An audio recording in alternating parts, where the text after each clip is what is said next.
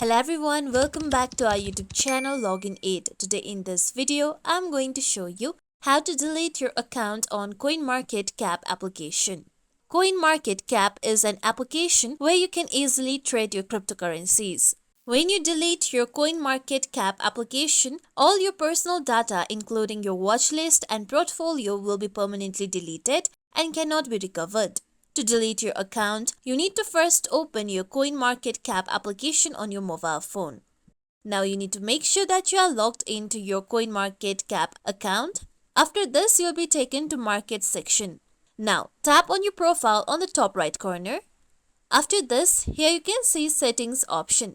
Tap on Settings option. Now under Account, you can see Delete Account option. Tap on Delete Account. Now, your request of deleting your account will be confirmed after 28 days. You need to tap on I acknowledge that all my personal data will be permanently deleted and then tap on Confirm option. After this, you'll receive a mail on your email address.